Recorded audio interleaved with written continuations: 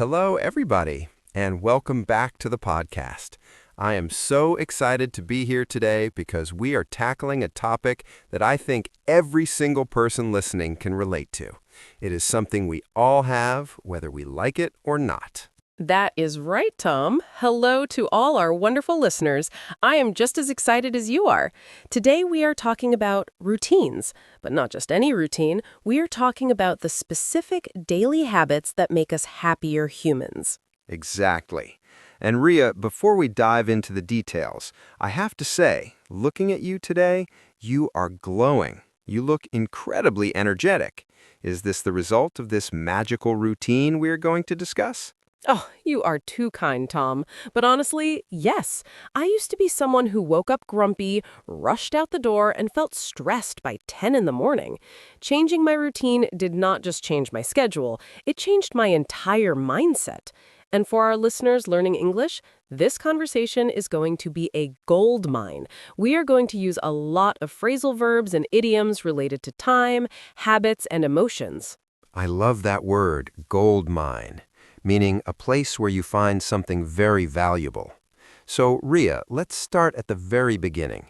The alarm clock rings. What happens? Because for me, that is usually the hardest moment of the day. I think it is the hardest moment for everyone, Tom. The temptation to hit the snooze button is overwhelming. Let's pause there for a second. The snooze button. I think everyone knows this button, but can you explain what happens when you hit it? Sure. So to snooze means to sleep lightly for a short time. Most alarm clocks have a button that stops the noise and lets you sleep for another 9 or 10 minutes. It's a trap, Tom. It is a total trap. It really is. You think you're getting more rest, but you actually wake up feeling more groggy, right? That heavy, confused feeling? Exactly. Groggy is the perfect word. So, step one of my happy routine is simple but difficult. Do not hit snooze. I force myself to sit up immediately. It's about ripping the Band-Aid off. Ripping the Band-Aid off. That's a great idiom. It means doing something painful or unpleasant quickly so that it's over with fast. Okay, so you're up, you're sitting on the edge of the bed. What's next? Do you reach for your phone? Tom, no, that is the number one rule. No phone for the first 30 minutes. This was the biggest game changer for me. Really? 30 minutes? I have to admit, I'm guilty of checking my emails with one eye open while I'm still under the covers.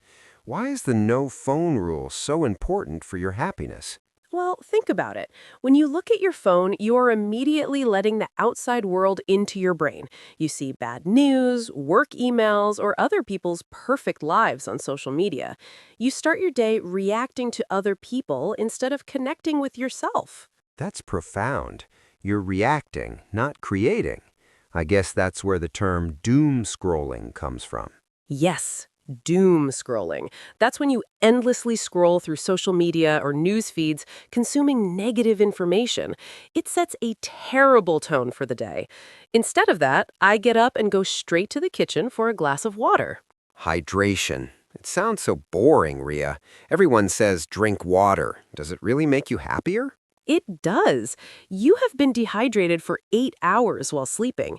Your brain needs fuel. Drinking a big glass of room temperature water is like pressing the restart button on your body. I literally feel my brain waking up. It's not about being healthy, it's about energy. If you have energy, it's easier to be happy. Okay, I'm sold. No phone, big glass of water. Now, are you the type of person who exercises immediately? Because I know some people who run 5 kilometers before the sun comes up, and quite frankly, those people scare me a little bit. They scare me too, Tom. No, I am not that intense. I like to ease into my day. To ease into something means to enter it gently, not abruptly. So after my water, I do something called morning pages. Morning pages. Is that like a diary? Sort of. It's a concept from a book called The Artist's Way. You just write 3 pages of whatever's in your head. It doesn't have to be good English. It doesn't have to be grammar perfect. It's just a brain dump. A brain dump. I like that visual. You're taking all the clutter and trash out of your mind and dumping it on the paper. Precisely. Sometimes I write, I'm so tired, I want coffee, I'm worried about that meeting. By writing it down, I get the anxiety out of my system. It clears my head so I can focus on the positive stuff. It's very therapeutic. For our listeners who are learning English, try doing this in English. Just write 5 sentences about how you feel. It's a great way to practice thinking in the language without worrying about mistakes. That is brilliant advice. No one is going to read it, so there is no pressure. Okay, so you have cleared your mind, you are hydrated, you haven't looked at your phone. You must be feeling pretty calm by now. I am, and that is when I make my coffee. And Tom, I do not just pour instant coffee into a mug and drink it while running around. I make it a ritual. A ritual. That is a strong word. It implies something almost religious or very significant. How do you make coffee a ritual? It is about mindfulness. I grind the beans, I smell the aroma, I watch the water pour, I take that first sip and I really taste it. I am present in the moment. I think a lot of unhappiness comes from rushing. We're always thinking about the next thing we have to do rather than the thing we are actually doing. Being present. It's such a buzzing topic these days, mindfulness. But it's hard, Ria. My mind is always racing. Mine too, Tom. That is why I need the routine. The routine anchors me. An anchor is that heavy metal object that holds a ship in place. My coffee ritual is my anchor. It tells my brain, we are safe, we are calm, we are ready. I love the idea of an anchor. Okay, so the morning is set. You are calm and caffeinated. Now you have to actually start work. How do you transition from this peaceful morning into the chaos of the workday without losing that happiness? That is the tricky part, isn't it? The transition. I use a technique called eat the frog. Eat the frog. Please tell our listeners we are not talking about French cuisine here. No frogs are harmed in my routine. It's a famous productivity concept. It comes from a quote that says, if the first thing you do in the morning is eat a live frog, you can go through the rest of the day knowing the worst is behind you. So, the frog represents the most difficult, annoying, or scary task on your to-do list. Exactly. Maybe it's a difficult email you need to write or a complex report. I do that first thing when I sit at my desk. If I delay it or put it off, I carry the stress of it all day. It hangs over my head like a dark cloud. To hang over your head, that is a great idiom. It means something is worrying you because you haven't dealt with it yet. So, you tackle the hard stuff first. Right. And once that's done, I feel a rush of dopamine. I feel successful. The rest of the day feels easy by comparison. It makes me happier because I'm not procrastinating. Procrastination is the thief of happiness, Tom. It really is. The guilt of not doing something is often heavier than the actual task. So, you work, you are productive. What about lunch? In many cultures, and certainly in the busy corporate world, people eat lunch at their desks. We call it al desco dining. Do you do that? I used to. I would eat a sandwich with one hand and type with the other. It was miserable. Now I have a strict rule. I step away. Even if it's just for 20 minutes, I leave the screen. Why is stepping away so critical? Because your brain needs a break to recharge. If you keep the engine running at high speed all day, eventually you'll burn out. To burn out means to become completely exhausted through overwork. By stepping away, I give my eyes a rest and my mind a reset. I usually try to go for a short walk outside if the weather's nice. Fresh air changes everything, even just 10 minutes. It does. And when I walk, I try not to listen to business podcasts or intense news. I listen to music, or I just listen to the birds. I look at the sky. It sounds cheesy, I know. Cheesy means something that's a bit cliché or overly sentimental, but often true. Yes, it's cheesy, but looking at the sky reminds me that my problems are actually quite small. It gives me perspective. Then, when I go back to work, I'm fresher. I'm happier. Okay, let's talk about the afternoon slump. I think everyone listening knows this feeling. It's usually around 3 p.m. Your energy crashes, you want sugar, you want a nap, you question all your life choices. How do you handle that? The dreaded afternoon slump. I know it well. My old habit was to drink another cup of coffee and eat a chocolate bar, but that just gave me a sugar spike and then an even worse crash later. So what is the happy alternative? Movement. I stand up, I stretch. Sometimes I do 10 jumping jacks right there in my living room. I need to get the blood flowing again. And I switch tasks. I save my low energy tasks for this time. Low energy tasks? Like what? Like answering easy emails, organizing files, planning the next day. Things that don't require intense creative focus. I'm working with my body, not fighting against it. That's a key takeaway here, working with your body. We often try to force ourselves to be machines, but we're biological creatures. We have rhythms. Exactly. We are not robots. Accepting that it is okay to be tired at 3 p.m. makes me happier than beating myself up about it. Beating yourself up. That means criticizing yourself harshly. We do that too much, don't we? Way too much. We need to be our own best friends. So the workday ends. Now, for many people, the line between work and personal life is very blurry, especially if they work from home. How do you signal to your brain that work is over and it is time to be Rhea the human again? I have a shutdown ritual. Just like a computer needs to shut down, I do too.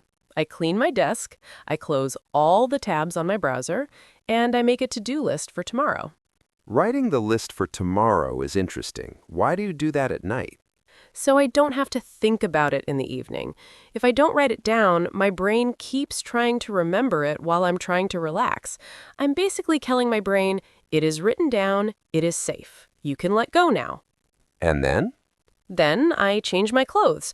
Even if I'm just changing from jeans to sweatpants, it's a physical symbol that the workday is done. And then I cook. Cooking. Is that a chore or a joy for you? Because for some people, cooking dinner after a long day feels like a nightmare. It used to be a chore, but I reframed it. To reframe means to look at a situation in a new, more positive way. I reframed cooking as a creative act. It's time away from screens. I chop vegetables, I smell the spices. It's very sensory. And I usually listen to something fun, maybe an audiobook or some jazz music. I think the sensory part is important. We spend so much time in our heads looking at flat screens, touching food, smelling heat, tasting sauce. It brings us back to the physical world. Exactly. And I try to eat with no TV. No TV? Just silence? Or conversation if I'm with someone. But yes, eating without distraction. When you watch TV while eating, you do not realize how much you're eating, and you don't enjoy the food as much. Mindful eating is a huge part of my happiness. It makes the meal feel like a reward, not just fuel. I have to try that. I usually watch the news while eating dinner, and it usually makes me anxious. Ugh, Tom, watching the news while eating is a recipe for indigestion. I think you're right. Okay, so dinner is done. The evening is yours. How do you wind down? Wind down. I love that phrasal verb. It comes from the old days of winding a clock. To wind down means to gradually relax before sleeping. My wind down routine starts about an hour before bed. I dim the lights. Bright lights trick the brain into thinking it's daytime, right? Yes, melatonin is the hormone that helps us sleep, and light kills melatonin. So I create a cozy atmosphere. I might read a book, a real paper book, not a tablet, and I do a quick gratitude check. We mentioned gratitude in the morning. You do it at night, too? Yes, but this one is specific. I ask myself, what is the best thing that happened today? Just one thing. It could be a delicious coffee, a nice message from a friend, or just seeing a pretty sunset. It forces you to scan your day for the positive. Exactly. Even on a bad day, there's usually one small good thing. Ending the day on a positive thought helps me sleep better. It prevents me from lying in bed worrying about mistakes. And sleep, I assume, is the foundation of everything. Absolutely. If I don't sleep well, the whole routine collapses the next day. So I prioritize it. I treat my sleep time as sacred. Sacred, meaning very important and deserving of respect. Ria, listening to you, I realize something. Your routine is not about adding more things to do. It's about adding more intention. That's the perfect summary, Tom. Intention. It's about doing things on purpose rather than on autopilot. When we live on autopilot, days just slip away. We wake up, we work, we sleep, and we wonder where our life went. But when you add these little pockets of mindfulness, the water, the walk, the cooking, the gratitude, you actually experience your life. And that's where happiness lives. It's fascinating. You know, a lot of English learners ask us how to learn faster, and I think this advice applies to learning English, too. It's not about studying for 5 hours once a week. It's about the daily routine. Oh, 100%. Imagine if you added 10 minutes of English into this happy routine. Maybe listening to a podcast while you cook, or reading one page of an English book before sleep, or writing your morning pages in English, like we said. It's the consistency that builds the skill, just like the consistency of your routine builds your happiness. Right. You don't go to the gym once and get fit. You don't practice gratitude once and become a happy person. You don't study English once and become fluent. It's the small things done every single day. Ria, I have a question about failure because let's be real, life is messy. Sometimes you oversleep, sometimes you have an emergency, sometimes you just want to eat pizza and scroll through Instagram for 2 hours. What happens when you break your routine? Do you feel guilty? This is such an important question, Tom. The answer is forgiveness. If I miss a day or if I have a lazy morning, I do not beat myself up. I just say, okay, today was a rest day. I will get back to it tomorrow. So, rigidity is not the goal. Flexibility is key. Yes, if the routine becomes a prison, it won't make you happy. It is meant to be a support system, not a cage. You have to be kind to yourself. If you fall off the wagon, you just climb back on. To fall off the wagon, that is a classic idiom meaning to stop doing something good that you are trying to do regularly. And climbing back on means restarting. I think that is the most human part of this conversation. We are not aiming for perfection. Never perfection, just progress. I want to go back to one thing you mentioned earlier, connection. You said in the morning you avoid the phone to avoid reacting to the world, but surely connecting with people is part of happiness. Where does that fit in? It fits in the evening or during my lunch break, but I try to make it active connection. Instead of just liking a photo on Facebook, I will call a friend or I will send a voice note. Hearing a human voice is so much more powerful than reading text. That is so true, especially in a second language. We are always texting, but speaking requires vulnerability. Vulnerability, being open and exposed, yes. And that connection fuels us. I think loneliness is a big issue today. We are connected digitally, but disconnected emotionally. My routine creates space for real connection because I'm not distracted by a million other things. Ria, this has been incredibly inspiring. I am actually looking forward to waking up tomorrow morning, which is something I never thought I would say. I am so glad, Tom. Let's do a quick recap for our listeners, focusing on the vocabulary we used. We talked about kicking the day off, which means starting it. We talked about the snooze button.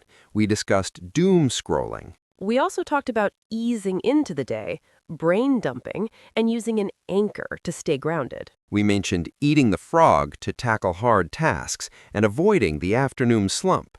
And finally, winding down at night. There is so much good vocabulary there.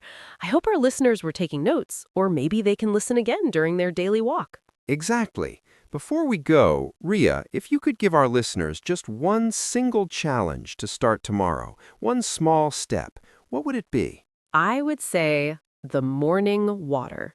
Before you touch your phone, before you touch the coffee machine, drink one big glass of water and just stand there for 1 minute breathing. Try it for 3 days. It sounds too simple to work, but trust me, it shifts your energy. I am gonna do it. I am committing to it right now. I love it. And to everyone listening, remember that English learning is a journey, just like finding happiness. Be patient with yourself. Celebrate the small wins.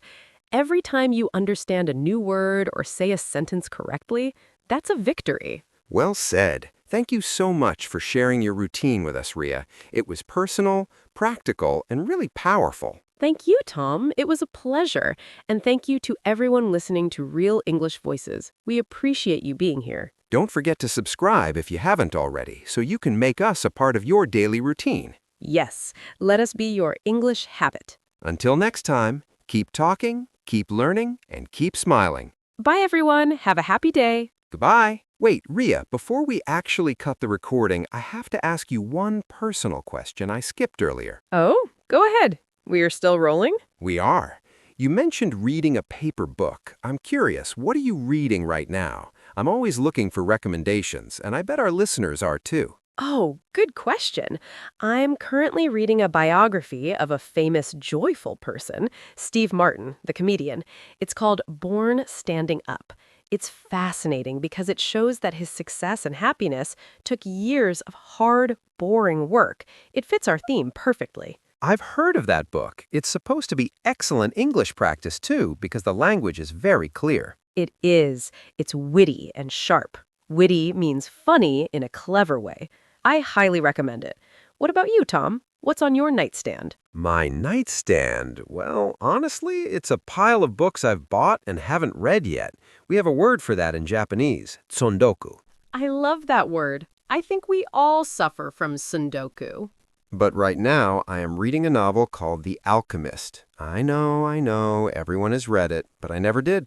Oh, Tom, you are in for a treat. It is a classic for a reason. And the English version is very accessible for learners. It's all about following your personal legend. Personal legend. I like that. Maybe my personal legend is to finally stop hitting the snooze button. I believe in you, Tom. You can do it. You know, speaking of books and routines, do you think reading is better in the morning or the evening? For me, definitely evening. It is fiction, usually, so it takes me into a different world and helps me forget my own life before sleep. In the morning, I prefer nonfiction or learning materials, something that stimulates my brain. That makes sense. Stimulate in the morning, calm down in the evening. It's all about that energy management we talked about. Precisely. You know, I was thinking about another idiom we could explain. To burn the candle at both ends. Ah, that is a classic. It describes exactly what we're trying to avoid with this routine. Yes, if you burn a candle at both ends, it gives a lot of light, but it burns out very quickly. It means getting up early and staying up late, working too hard and not resting. And I think a lot of people wear that as a badge of honor. They're proud of how tired they are. Oh, I only slept 4 hours last night. I used to be like that.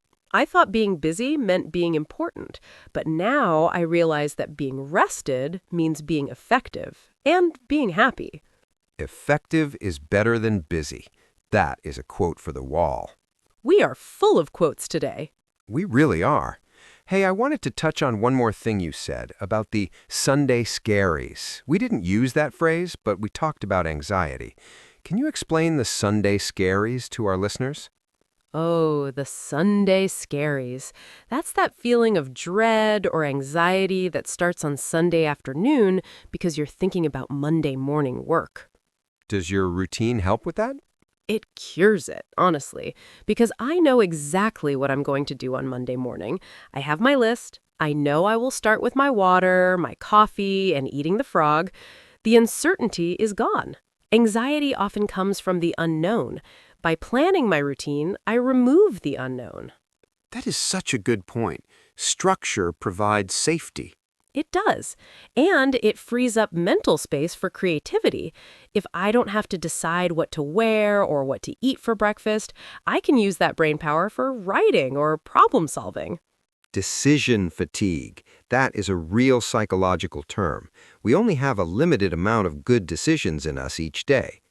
Exactly. Don't waste energy on socks. Save it for your life goals. Don't waste energy on socks. I think that's the title of your future autobiography, Ria. I will accredit you when I write it. Please do. Thinking about our listeners practicing English, do you think having an English routine is different from a life routine? I don't think they should be separate. That's the secret. If you make English a separate chore, like now I must study for 30 minutes, you will resist it. But if you merge it with your life, listen to English while walking, think in English while cooking, it just becomes part of who you are. Immersion. You're creating a mini immersion environment right in your own home. Yes, you don't need to live in London or New York to learn English. You just need to live your daily life in English. That reminds me of a student I had once. He labeled everything in his house with sticky notes in English. The fridge, the mirror, the door. That's a great visual reminder. Every time he opened the fridge, he saw the word refrigerator or hungry. Exactly. It triggers the brain. And talking to yourself is underrated. I talk to myself all the time. Do you really? Out loud? Yes, if I'm cleaning, I narrate what I'm doing. Now I'm washing the dishes, this water is hot, I need more soap. It sounds crazy if someone walks in, but it's amazing practice for fluency.